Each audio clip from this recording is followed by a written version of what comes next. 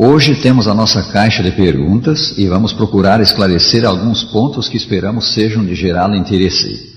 Em primeiro lugar, quando recebe o justo o seu galardão e o ímpio o seu castigo? Logo após a morte? Muitos cristãos pensam que sim, e não duvidamos da sua sinceridade. Mas o ensino do Sagrado Livro, cremos, é que a recompensa de cada indivíduo será dada no fim da história do pecado. Haverá no fim um dia de juízo para a raça humana, e após o julgamento virá a recompensa. O apóstolo Paulo escreveu: porque importa que todos nós compareçamos perante o tribunal de Cristo, para que cada um receba o bem ou o mal que tiver feito por meio do corpo. 2 Coríntios 5, 10. O mesmo ensino encontramos em Apocalipse 20, 11 a 15.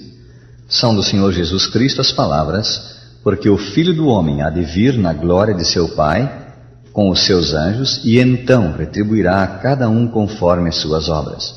São Mateus 16, 27. Mas, quando vier o Filho do Homem na sua majestade, e todos os anjos com ele, então se assentará no trono de sua glória, e todas as nações serão reunidas em sua presença, e ele separará uns dos outros, como o pastor separa dos cabritos as ovelhas, e porá as ovelhas à sua direita, mas os cabritos à esquerda. Então dirá o rei aos que estiverem à sua direita: vinde, benditos de meu Pai, entrai na posse do reino que vos está preparado desde a fundação do mundo.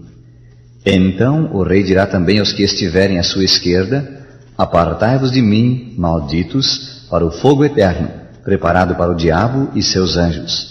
São Mateus 25, versos 31 a 34 e 41. Como vemos, o Salvador é claro: os homens serão recompensados depois do julgamento final, depois da segunda vinda do Senhor. Há fundamento na ideia de que a sexta-feira, dia 13, é dia de má sorte. A ideia de que a sexta-feira, dia 13, traz má sorte é uma das muitas superstições que há no mundo. O diretor do Centro de Estudo de Folclore e Mitologia Comparados da Universidade da Califórnia, em Los Angeles, colecionou mais de 500 mil de superstições, e uma enciclopédia alemã de superstições é constituída de 10 grossos volumes.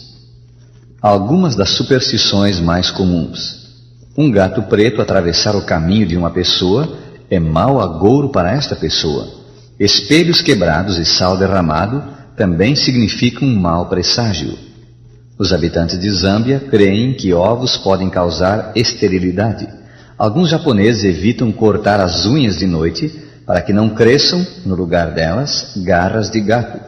Chineses que viajam de navio nunca viram o peixe no prato para que o navio não afunde. Há superstição quanto aos números. Universalmente se crê que o número 13 tem forças e propriedades místicas, porque não pode ser dividido por outro, a não ser por si mesmo ou por um. O número é considerado o número de má sorte. A maioria dos hotéis não tem quarto com esse número, e há edifícios que não têm andar com o número 13. No Japão, o número do azar é o número 4. De onde vem que a sexta-feira, dia 13, é tão temida? Alguns traçam a origem desse temor ao fato de que Jesus foi crucificado numa sexta-feira, após a reunião dos 13, ele e os 12 discípulos. Muitos outros, especialmente na Idade Média, pretendiam, sem poder provar, que os acontecimentos infelizes da história sagrada ocorreram na sexta-feira.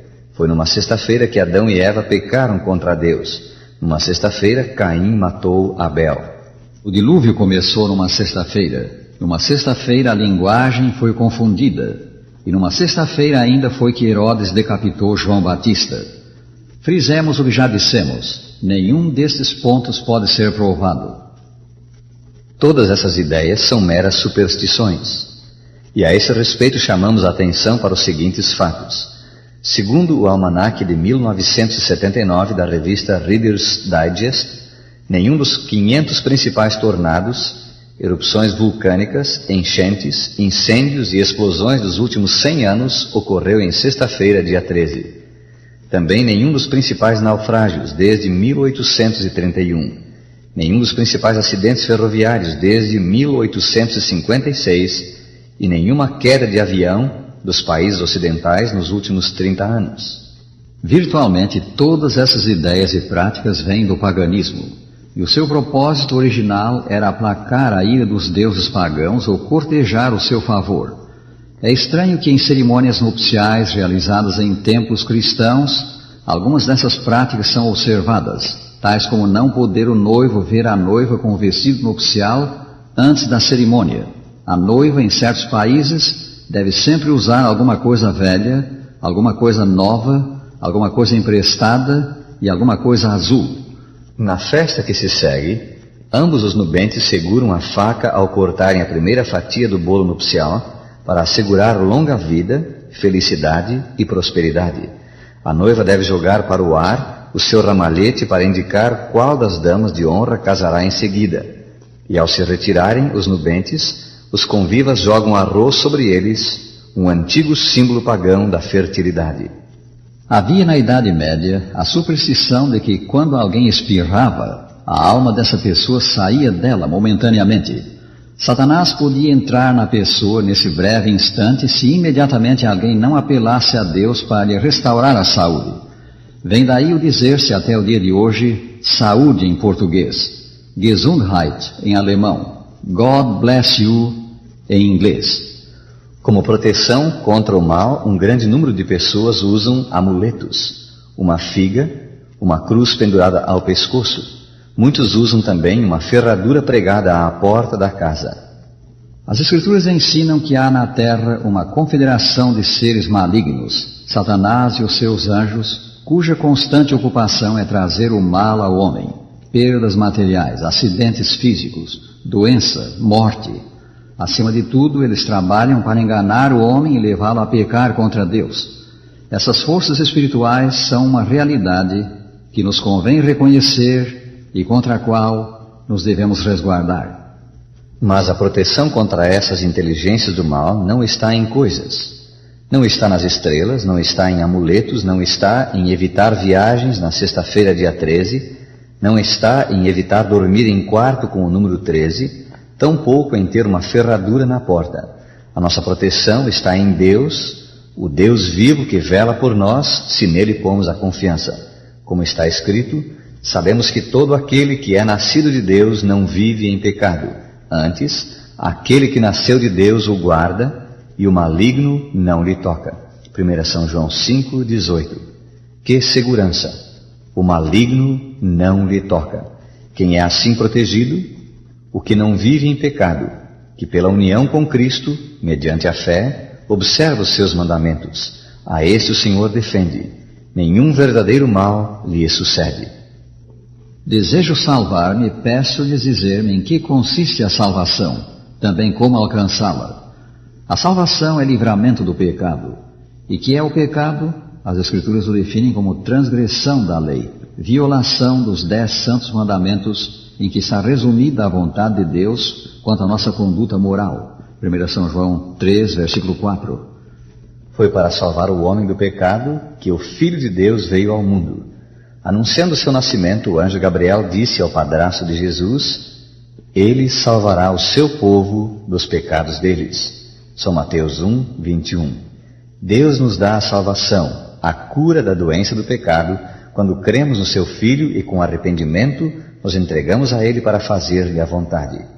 Como escreveu São Paulo, pela graça sois salvos mediante a fé. Efésios 2, 8.